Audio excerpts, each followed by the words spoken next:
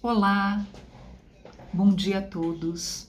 Eu sou a Leila Campos e estou aqui mais uma vez para conversarmos sobre o livro Pão Nosso, no dia de hoje, capítulo 158, intitulado Governo Interno, e que esse estudo faz parte da ação da Fraternidade Luiz Sérgio, Centro Espírita Kardecista Fraternidade Luiz Sérgio, localizado em Vinhedo, no interior de São Paulo.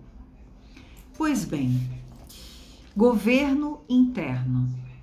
Antes subjugo meu corpo e o reduzo à servidão, para que, pregando aos outros, eu mesmo não venha de algum modo a ficar reprovado. Paulo, Coríntios 1, capítulo 9, versículo 27. Então, esse pequeno trecho, esse capítulo 9, esse versículo 27 do capítulo 9 da primeira carta de Paulo aos Coríntios, nos fala sobre a necessidade. Na verdade, trata-se de um convite para todos nós, a prática da disciplina e do autocontrole. Aqui Paulo faz uma metáfora comparando o treinamento físico que um atleta tem que fazer para alcançar a vitória e compara isso à necessidade que os cristãos devem ter para se dedicar ao treinamento do seu espírito para alcançar a tão sonhada vitória espiritual, que é a edificação do reino de Deus dentro de nós, que já existe em estado latente e que precisa ser edificado pouco a pouco através da nossa renovação íntima e das nossas atitudes no bem. E esse convite que Paulo nos faz, a autodisciplina e a autocontrole, é para quê? É visando o nosso crescimento espiritual. Essa disciplina tem a ver com resistirmos às tentações, tal como Jesus nos ensina no seu evangelho, na passagem A Tentação de Jesus, que, claro, trata-se de uma alegoria, de uma parábola com profundos ensinamentos do Cristo para todos nós, em que Jesus nos ensina a resistir ao materialismo imediato, à tentação do orgulho e à tentação do egoísmo. Aliás, o egoísmo e o orgulho andam de mãos dadas. E esse autocontrole de que Paulo nos fala, e ele nos convida a esse autocontrole, a essa disciplina e esse autocontrole, diz respeito a controlar os nossos impulsos inferiores. Para isso, nós precisamos da prática do autoconhecimento. Precisamos olhar para dentro de nós mesmos e identificarmos os pontos que podemos melhorar ainda nessa nossa atual reencarnação.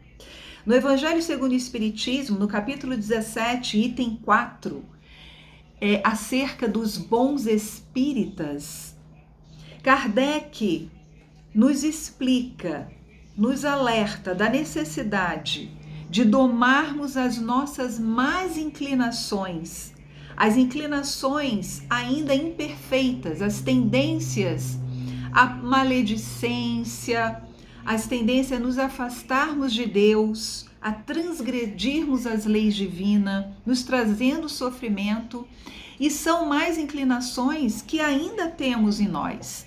Então, educar o nosso espírito à luz dos ensinamentos de Jesus.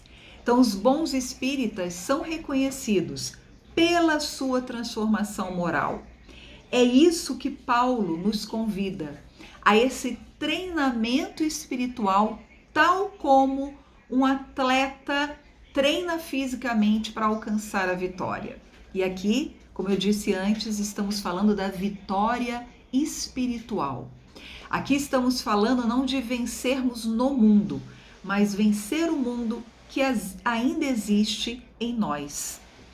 Nós somos espíritos imperfeitos, claro, né? Ainda em processo de aperfeiçoamento, porque estamos reencarnados na Terra, planeta de provas e expiações a caminho de um mundo de regeneração. E para termos uma vida sã, corpo, mente, espírito sãos, nós precisamos de autodisciplina, precisamos de conhecimento espiritual, desse despertar para as coisas de Deus, precisamos do estudo, da reflexão, precisamos da prática do que aprendemos no exercício do bem, através da caridade, que é o amor em ação. Paulo nos fala, enfim, do compromisso para a nossa autotransformação, que é uma transformação não fazendo uma maquiagem que pode mudar o nosso semblante, mas é uma transformação interior. É nos tornarmos uma pessoa melhor, progredindo e melhorando sempre. Amanhã melhor do que hoje. A passos diminutos, mas que sejam sustentáveis e que sejam sinceros e verdadeiros. Aqui nós estamos falando da tão sonhada reforma íntima. E para isso, Paulo nos elucida que precisamos de uma vontade forte para conosco e boa vontade para com os nossos irmãos. Eu vou ler para vocês, então, novamente, o trecho dessa lição 158, Governo Interno, do livro Pão Nosso, psicografado pelo nosso querido Chico Xavier e ditado pelo Espírito Emmanuel. Antes, subjugo meu corpo e o reduzo à servidão, para que, pregando aos outros, eu mesmo não venha de algum modo a ficar reprovado. Paulo, 1 Coríntios, capítulo 9, versículo 27. Efetivamente, o corpo é miniatura do universo. É imprescindível, portanto, saber governá-lo. Representação imaterial terrestre da personalidade espiritual, é razoável esteja cada um atento às suas disposições. Não é que a substância passiva haja adquirido poder superior ao da vontade humana. Todavia, é imperioso reconhecer que as tendências inferiores procuram subtrair-nos o poder de domínio. É indispensável esteja cada homem em dia com o governo de si mesmo. A vida interior, de alguma sorte, assemelha-se à vida de um Estado. O espírito assume a autochefia, auxiliado por vários ministérios, quais os da reflexão, do conhecimento, da compreensão, do respeito e da ordem. As ideias diversas e simultâneas constituem apelos bons ou maus do parlamento íntimo. Existem no fundo de cada mente extensas potencialidades de progresso e sublimação reclamando trabalho. O governador supremo, que é o espírito, no cosmos celular, redige leis benfeitoras, mas nem sempre mobiliza os órgãos fiscalizadores da própria vontade. E as zonas inferiores continuam em antigas desordens, não lhes importando os decretos renovadores que não hostilizam nem executam. Em se verificando semelhante anomalia, passa o homem a ser um enigma vivo, quando se não converte num cego ou num celerado. Quem espera a vida sã, sem autodisciplina, não se distancia muito do desequilíbrio ruinoso ou total. É necessário instalar o governo de nós mesmos em qualquer posição da vida. O problema fundamental é de vontade forte para conosco e de boa vontade para com os nossos irmãos.